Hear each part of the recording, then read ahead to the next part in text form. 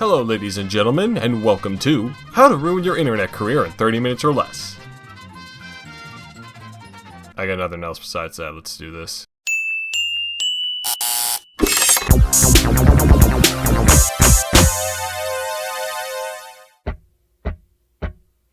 So we've had our fun on this show, haven't we? Got some laughs, got some cries, got some unnecessary cringe. But today is when we're going into a more touchy subject. You all saw the title. You know what will be discussed today.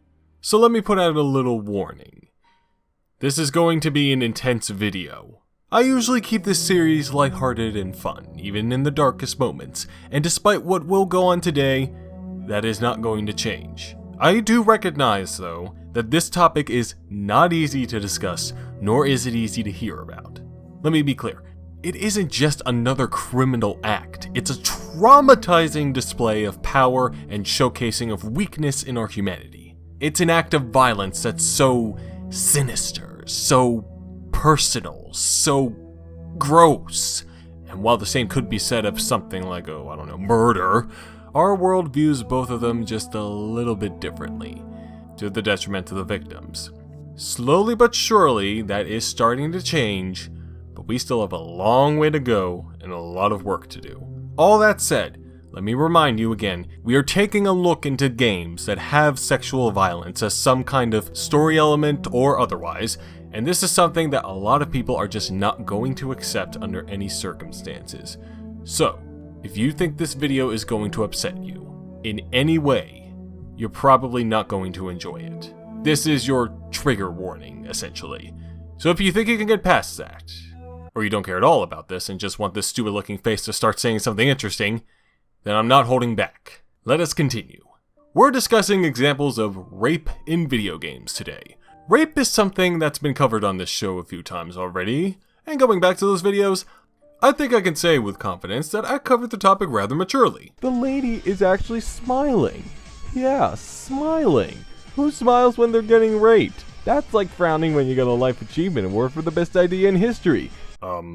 Except for that part. Regardless, I can say with full confidence that the portrayal of rape in media has been a bit of a rocky road. Sometimes it's there for the sake of exploitation, sometimes it actually contributes something to the overall product, sometimes both. Contrary to all the violence in media, which despite what some politicians will still advocate, has been more generally accepted among our society, rape is just as, if not even more, psychologically and mentally damaging. It still isn't easy to watch that scene in Deliverance, or those parts in Berserk, or the entirety of I Spit on Your Grave. And with each instance, there seems to be a growing conflict on who exactly has the rights to talk about it, let alone use the term. So why the hell is some plain-ass white boy on the internet talking about rape in video games?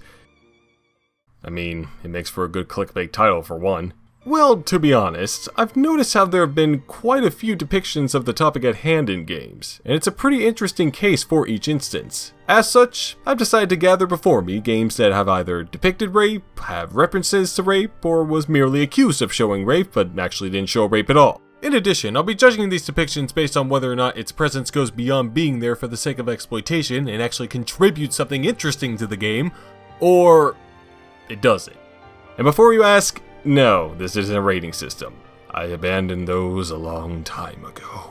Oh, also spoilers for about half of these games, and that's your only warning there as well. Okay, time to get into it. Cue very obvious and slightly offensive transition music.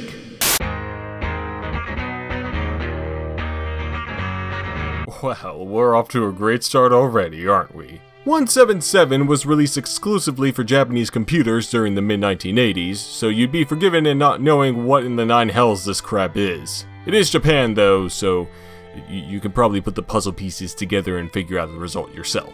177 puts you in the role of a bastard, whose goal is to chase down this girl and rape her.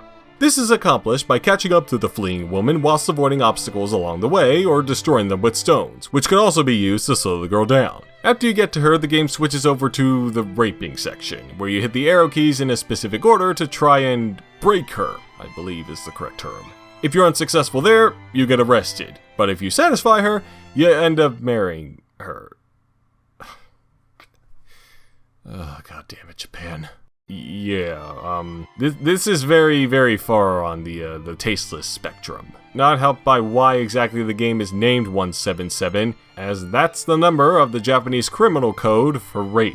In its defense though, this is actually not uncommon for eroges in hentai, because there is definitely an audience for this kind of stuff. Given that this came out in the early days though, and was also one of the first hentai games to depict non-consensual sex, it was bound to be controversial. But luckily that controversy was self-contained. According to my research, it apparently caused quite a stir with Japanese parliament, and the game had to be recalled and re-released with the explicit content cut out. I'm not completely sure how they went about doing that, since all the footage I've seen comes from the untouched version, but Nowadays, it can be shocking for some on concept alone, but it's still pretty damn tame compared to others, and dare I say, kinda goofy. Still, it is a game where you outright rape someone, and a very dumb and simple one at that, so I can't be too lenient with it. But there are far worse examples than this, including one that I'm sure you all know about, and yes, of course I'm going to cover it. I'm not a complete moron. It's 99%.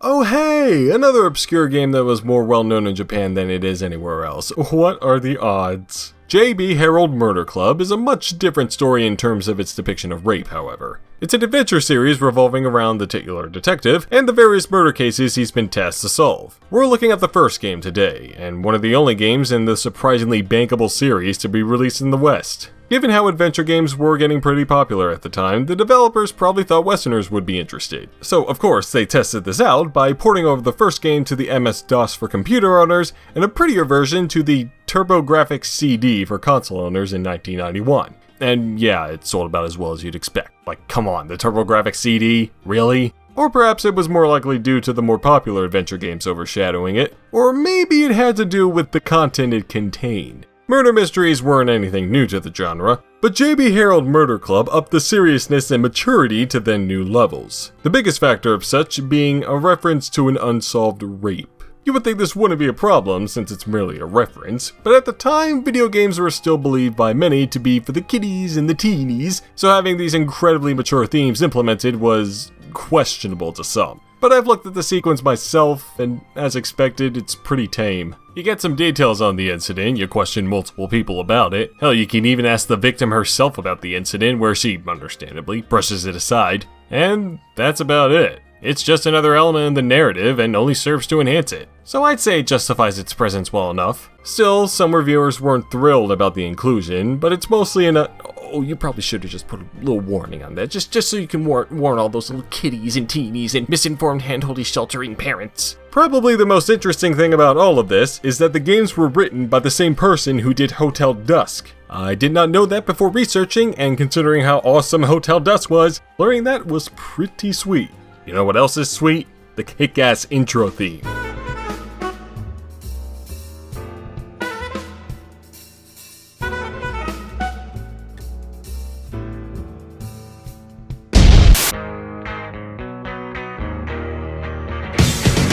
For our next topic, let's jump forward about 2.5 decades. Yeah, the order of the games here is a bit loose, sue me. Metal Gear Solid 5 Ground Zeroes was a one-level $30 demo Konami shat out to the masses in spring 2014, about a year before the Stealth series' actual 5th entry, The Phantom Pain, would get released. I could do an episode all about this crap and a bunch of other Konami's mishaps and bullshit, but I'm saving that for the very, very distant future. Instead, let's discuss why I've included this game here, and we can start that by looking at the ESRB rating. As expected, it's an M rating, but if you look closer, the content description has one particular detail: sexual violence. Now, as with controversies, Zero Escape, Metroid Prime, Level 1 Help Desk Support, and Philly Cheesesteaks, I consider myself an ESRB expert, and the sexual violence descriptor entails depictions of rape or other violent sexual acts. This descriptor has been placed in this list for, I believe, over a decade now, but this was only the second time it's ever been used. The first time was back in 2006, with a visual novel game called Anna-Mundi. Not really sure what it is. I think I've read somewhere it has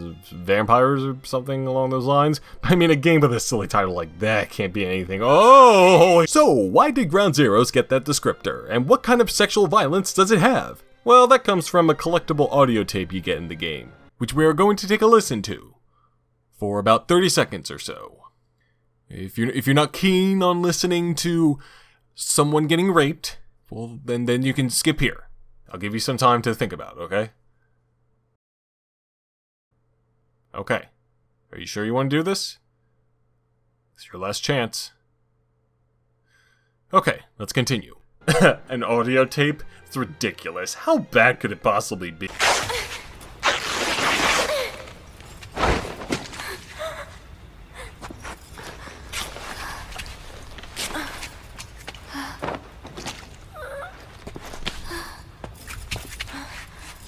Talk, and you both go free. Chico! No! Only you can stop this. Don't talk! Chico! Please! For those that didn't listen to the audio, and for those who are just confused, let me catch you up to speed. These two characters, whom you were tasked to save in the game, were being tortured for information about a very important military group. The girl captive's clothes got ripped off, and eventually the male captive, underage I should mention, was then forced to sexually assault the female captive until either of them gave in. And that's just the short version. Now, originally, I was going to defend this because it seemed to be justified by the narrative. Yeah, it's tough to listen to, no shit. But these tapes were meant to add on to the narrative and these characters, and in this case give you an insight into their PTSD-riddled conscience. However, I've thought about it for a while, and now I'm just really not sure about it. Okay, sure, logistically, it makes sense. The skull guy needed information, rape is a form of torture, don't deny that. Sure, if you look at it that way, it can be justified by the narrative. But that's just looking at it in a vacuum. We have to remember something crucial before jumping to such conclusions. This is Metal Gear. No, not just that. This is Hideo Kojima's Metal Gear. Have you seen the crazy shit that goes on in this series? Literally and figuratively? Sure, it has plenty of dark, serious moments spread throughout, but it has just as many stupid moments too. I need scissors. 61. As far as I'm aware, at least. The other reason I'm not so sure how to judge this scene is, surprise, I haven't played a single game in the series. My only hands-on experience with Metal Gear is the demo for the 3DS version of Snake Eater, otherwise known as Instant Headache the Game. Still, it's not like I'm not aware of the series' tendency to switch its tone rapidly, unexpectedly, and sometimes unnecessarily, but while that is the case, I'm not 100% confident in saying that listening to someone getting raped is a good fit for Metal Gear. It just seems too off. And not in a good way. 61. Thank Christ it was audio only, though. Can you imagine if they went the full mile with this? No, you can't, because that's pretty much child porn, so get that idea out of your head, you spaz. Regardless, the inclusion of this scene was hotly contested between game critics, fans of the series, and no one else for about a whole week. Because by then, they all realized the larger issue of how they paid $30 for a goddamn 1-hour demo. Fuck off, Konami. You think just cause you've been low on the radar for the past year or so that we're all gonna forget all the shit you pulled before then? You can put Snake in Smash Bros as many times as you want. It won't change how you lost one of your biggest moneymakers, you fucking dipshits. You think that pachinko business is gonna last forever? Cause it probably will. Fuck it, I'm just rambling now. I'm just pretty much indifferent to this one, guys. Take your pick. Alright, let's move on. Okay, what's next up on the list? Huh.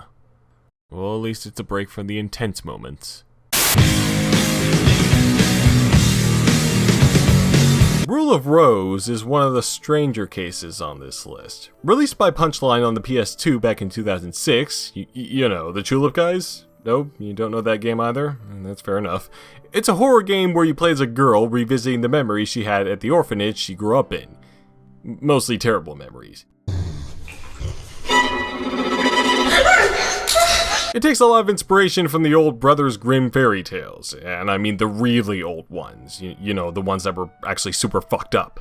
And throughout the game there are supposed hints of eroticism and sexuality emanating from the main story and its characters. Now, the girl you play as is aged at 19, but the rest are clearly much younger. And when promotional material for it came out during E3 and later in the year, it attracted a massive level of controversy around its release. And I'm not being hyperbolic here, I do mean fucking massive. Alright, let's see. I brought up the list here. Let's see what we've got. Okay, here we go. Alright, Sony didn't bother publishing this game in the US and Europe, leaving that job to Atlus and 505 Games, respectively. Some French officials tried to get the game banned due to them believing the game's goal was to, and I quote, rape, beat up, and kill a little girl. The Poland Ministry of Education was wary of the game's potential content and questioned whether or not this game could constitute as some sort of criminal act. Italy had a field day with this one. Some Daily Mail-ass style magazine there said one of the game's goals was to bury a girl alive, and the mayor of Rome also called for a ban, saying that children should have the right to be protected from violence. Oh, and here's the kicker. The European Union Justice Minister called attention to the game, said its content was sick, disgusting, obscene, cruel, brutal, blah blah blah blah blah, and wanted changes to the PEGI rating system, aka Europe's ESRB, and the member of the European Parliament group tried to ban the game as well. All of this culminating in the cancellation of the game's release in the UK, ironic since the English voices are British. I will serve you, princess. Just kiss me, please. And 505 Games' Oceanic distributor checking the fuck out and canceling its release there too. Oh golly gee willikers, who could have thought a game about youngish girls with light tones of sexuality would have broken a whole continent? But smack me with a fedora and call me Cole Phelps, cause I have a strong sense of doubt in these statements. So I took it upon myself to watch a playthrough of Rule of Rose, cause I don't have a PS2, and do you know how much this goddamn game costs? I mean, people wouldn't make such rough accusations without proof, now would they? These folks couldn't be that moronic, huh? Should I even be surprised that video games are being brought up as the Antichrist again in 2018 when this shit happened not even 12 years ago? Suffice to say, no. None of that stuff I detailed out to you all ever happens in Rule of Rose. It's a lot smarter than that. I won't exactly say why, because, well, in this case you probably should see for yourself, but the most lewd thing that happens in the game is in the promotional trailers. And even then, it's hardly lewd, it's just creepy. I don't like that smile of yours, girly. You're making me very uncomfortable. Wait, this is the same shit that Mina pulled off earlier. Do you know her? Were you the one who taught her to be all sultry? I know your tricks. I won't ever fall for that shit again. Fuck you, bitch. I'm glad you're dead. I will say, though, that it probably was this promotional material that sent off those red alarms. I mean, they couldn't have these young girls be provocative in any way, shape, or form, regardless of context, or have violence in a game with these girls in any way, shape, or form, regardless of context. Think of the children. Think of the children. Now, excuse us, we need to check on our safe havens for those crazy little Vatican bishops. Oh, what mishaps will they get up to next? Also, I can't exactly judge how this game portrays rape, because I can't judge something that isn't there. Moving on.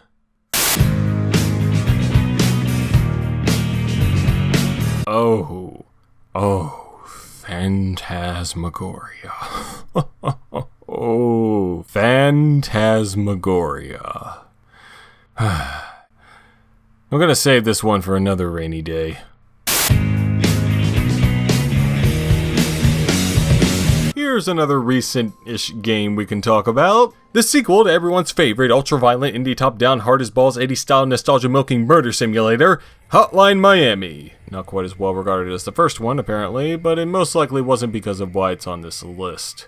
The prologue of the game plays out as you'd expect Hotline Miami normally would. You enter a house full of nameless bastards and violently murder all of them in cold blood. Well, all except one nameless bastard. The last people you kill in this sequence are a man and a woman engaging in foreplay, but before the woman meets her date with death, the player character decides to have a little bit of their own fun with her. It lasts a total of 5 seconds, and just as the dude is pulling down their pants, the game pulls a Who Framed Roger Rabbit and reveals this was all one big film shoot. Despite the short time of the unwanted assault, the mere instance and implication of such an incident incited an incendiary inquiry by idols of individuals. Where'd this trilby come from? Game journalists were the main source of criticism for this scene, especially from this PC Gamer article detailing the demo. The writer was clearly uncomfortable with it, not helped by how they played the game at a convention in front of a bunch of other people, very understandable, but the rest of the article reads like their personal diary entries, so... The developers, Denetton, were taken aback by the criticism, but they did listen to it, and ended up putting an option in at the very beginning of the game for the player to choose whether or not they want to see the scene. Unfortunately for them, that still wasn't enough to keep Hotline Miami 2 from getting its ass banned from Australia, or refused classification, meaning it can't be sold in stores. Denethor didn't fight against the rating, but they did feel it was unnecessary and questionable, and this time stated that the scene in question was very important to the plot. Okay, Jerooks, I'll call your bluff. Well, let's look at that plot synopsis. So it seems this prologue is a distorted recreation of one of the major plot elements of the first game, in which the protagonist saves a woman during a raid on some big-time movie producer's mansion. See, after the first game's events, that protagonist became infamous for his murder sprees and inspired, I guess, society as a whole. This film shoot was for a movie that supposedly chronicles the protagonist's experiences as a psychopathic murderer and portrays that protagonist as, well, a psychopathic murderer, but in a more grossly exaggerated and dramatized manner. So instead of the dude rescuing the woman, he blows the woman away with a shotgun and screws her as she bleeds out. You know, I was prepared to say that this scene probably didn't need to be in here, but looking at the full context, I'd say there actually is justification for it. Looking at it closely, what it does is emphasize the impact that the protagonist had in the game's world and showed how they viewed him and his actions. In their eyes, he's some crazy guy who killed a shit ton of people for seemingly little to no reason, even though there was much more going on behind the scenes. But they don't know that, so they're stuck with this image of him. In other words, the filmmakers probably believe that since he did all that stuff, he wouldn't be above rape. It's a bit depressing if you think about it. That said, amidst all the gore and guts you're spewing out of the many faceless, nameless souls, it can still come across as ultimately tasteless, and as it's a movie scene, it doesn't affect the overall plot at all. It's like that one sequence in Perfect Blue where, okay, I know I'm being picky about which stuff I choose to spoil, but you should probably go watch that movie and you'll know what I'm talking about. It's very much on the line here, if only because the deeper implications of this scene aren't apparent unless you really analyze it. In the meantime, let's move on to a game that portrays rape with a bit more substance than this one. And good thing too, I think these neon visuals are starting to give me a contact high.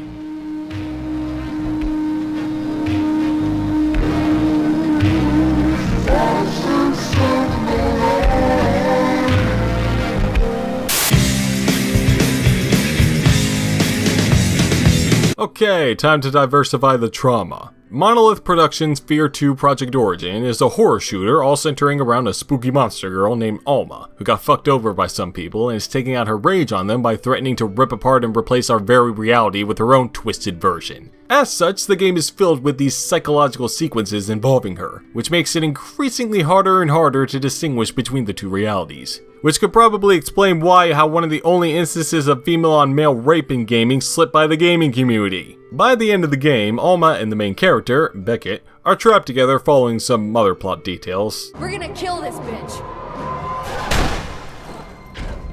And as was prevalent throughout the game, when Beckett is anywhere near that girl, he starts hallucinating, and as you play through this final hallucination, there are quick flashes of Alma doing unflattering things to Beckett against his will.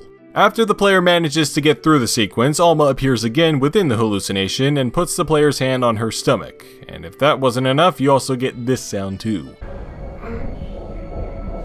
And cut to black. That's it. Don't even think about it, don't even mention it, it's not coming back in the next game, so just think about puppies and lemonade. Raped me. Do you hear me, Armacam?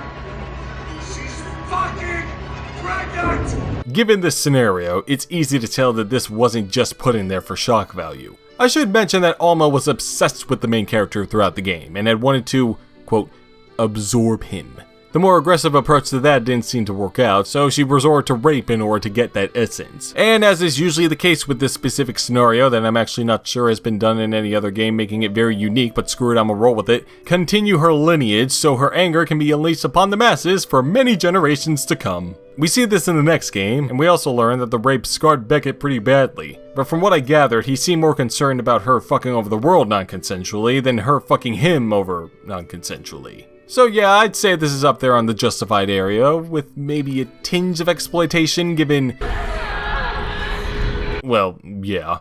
Pretty surprised this didn't quite catch the controversy train, though it's not like it's not notorious among the community. I wonder if this means that when the use of rape as a plot element is executed well in an obvious manner, people don't rile up about it as much. Or maybe it's because the situation isn't vice versa, which would have surely and also very obviously blown up. Cause I mean, jeez, this guy got raped by a girl? What a total pussy, am I right? Okay, this is a weird one. It's another hentai game, adult visual novel, about some guy and girl in a church devoting their lives to our Lord and Savior, Cory in the House, all while talking about shit that happened months before. It's actually kind of an interesting story, but that's not important. What is important is that this game got a limited physical release in the US a few years back, thanks to the folks over at Manga Gamer, and when they submitted it to the ESRB, they slapped it with the coveted AO rating. And guess what descriptor it has? This game contains several scenes dealing with sexuality and sexual assault. One still frame scene depicts a male character forcibly kissing a woman and touching her genitals. Dialogue goes into detail about instances of sexual assault. A handful of scenes depict characters with bloodstains on their hands, underwear, and genitals. Yeah, that's honestly it. I haven't seen that stuff myself because I'm not coming through a lengthy VN just so I can see blood on someone's panties. Somehow I feel I'm not the first to say that. I did read up on the plot synopsis though, and rape does play a large role in the backstory of one of the game's characters. Which character? Oh, this character. According to my research, her adopted brother was also an abusive brother, and does many horrible things to her, including raping her on Christmas. Even with this, and despite the fact that this is still an eroge, and someone out there could, will, and probably is getting off on that ESRB description alone, I'd say this instance is narratively justified, as its purpose is to actually add something to a character's complex backstory, rather than be there just for unorthodox titillation. Looking at you, 177, another obviously notorious game I will get to in a bit.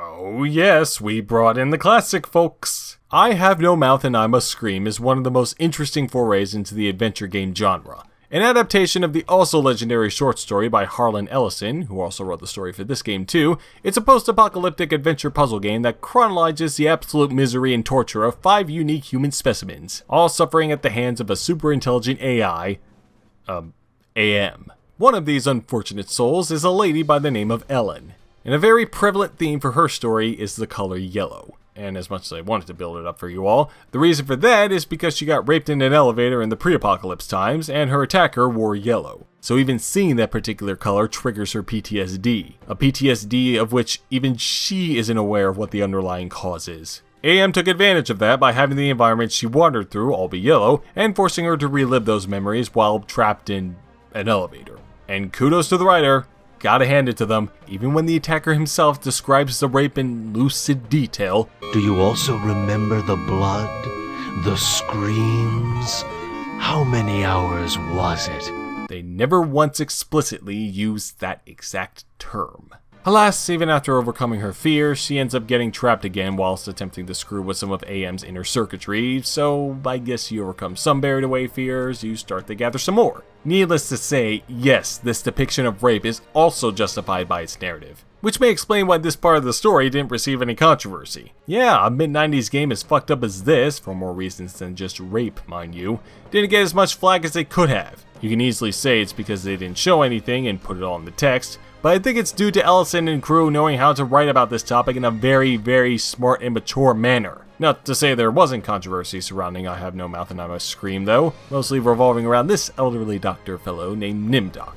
It's not relevant to our topic though, so let's just say Germany wasn't very fond of his backstory. And I've had this thing on my list of games I still need to play at some point for a while now, and one of these days, I will. And even though I kind of spoiled the whole story for myself in researching it for this video. But at least I spoiled parts for you guys as well, so I don't have to suffer alone. Let me tell you how much I've come to hate you since I began to live.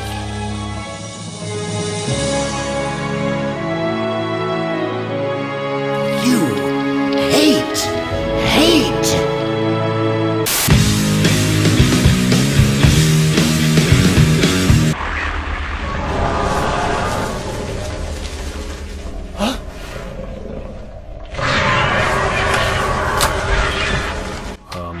Okay, I'll be completely honest, I have absolutely no idea what's going on here.